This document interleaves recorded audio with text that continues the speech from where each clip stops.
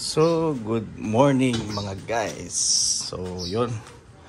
Nag-washing ako kahapon. Nakalimutan kong ibalik yung headlight, ilaw, tsaka yung cover.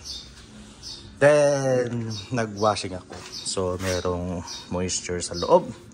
So, paano kunin yung moisture sa loob na walang binabaklas? So, usually makikita nyo to sa mga gamot. Yung desiccant, yung parang mga bilog-bilog yan siya.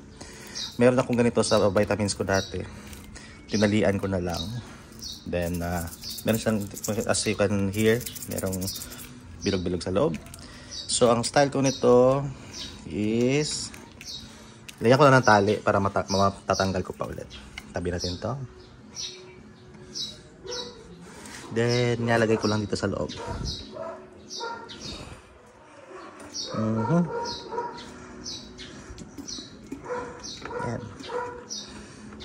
Kasi itong desiccant, yun yung mag-absorb ng moisture. Ganun lang. So, balikan natin maya. Tingnan natin yung sitwasyon nito mamaya. Actually, ginagamit ko rin to sa cellphone ko dati. Yung pag nabasa yung phone ko dati, nilalagay ko sa container. Then, yung desiccant pa rin sa isang container. Tatabunan mo lang. Then, balikan mo lang. After few hours, wala na yung moisture sa loob. So, balikan natin in few hours. So, ayun guys, mga 30 minutes pa lang yung nakalipas. Nag-chat si Mrs. na may lakaran daw. So, tulungan natin. Kunin ko na yung heat gun. Medyo dayain na natin. So, ito nabili ko lang sa Shopee. Bloweran na natin sa loob. Kasi may lakaran daw. Tara, bloweran natin.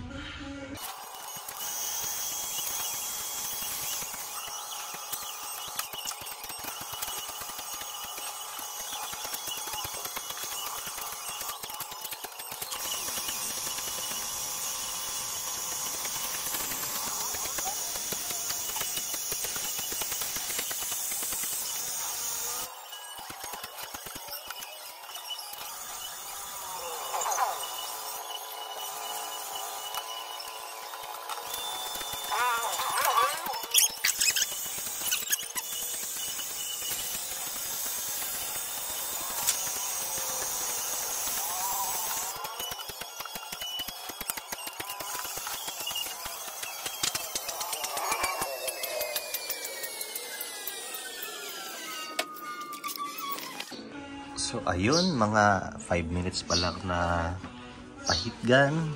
Konti na lang. So, ang style ko nito, para free-flowing yung hangin, tanggalin mo na yung mga bulbs. Tapos, tinutok ko dyan. Tinutok ko dito. Exit yung hangin doon. Exit yung hangin sa park light. Kahit salitan lang sila. So, patuloy natin para matapos na to at may lalakaran pa ako.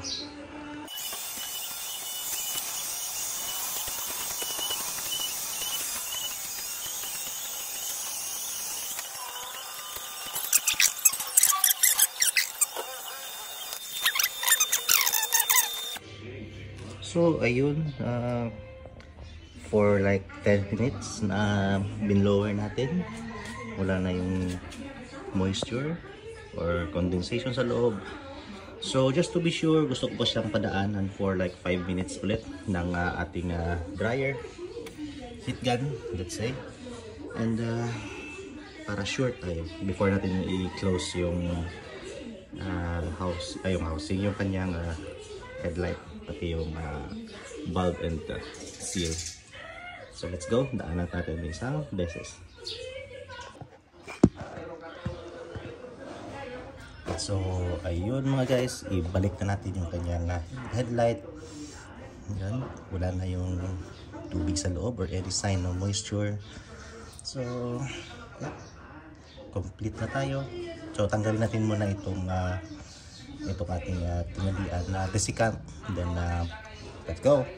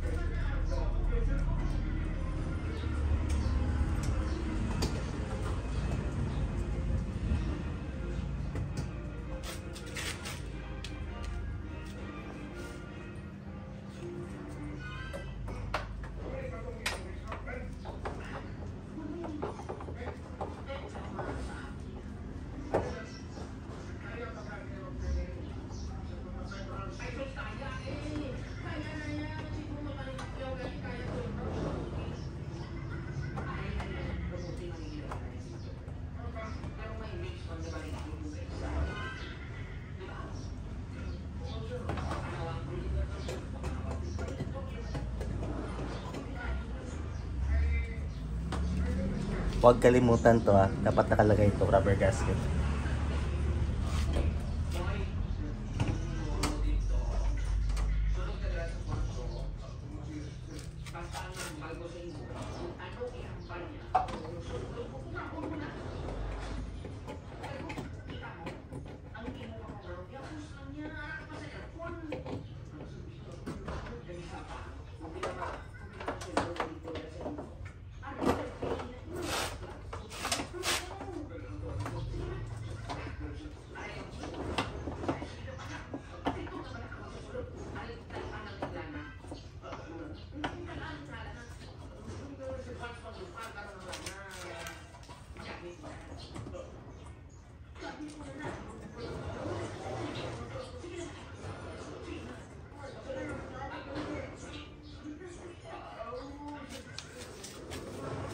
So yun mga guys, nalagay na natin yung mga ilaw, yung mga contact points.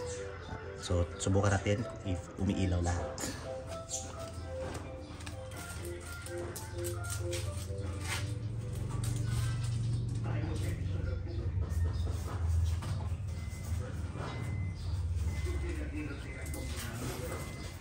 Signal light working, spark light.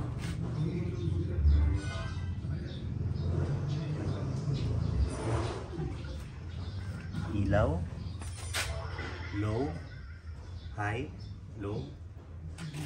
Okay, dok. So all is good.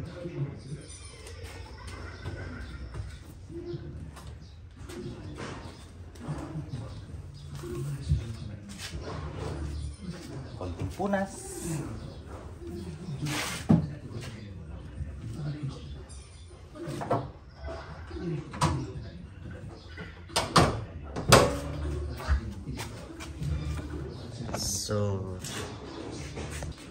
So yun na mga guys, yung kanina grabe yung moisture, ngayon back to almost nothing happened.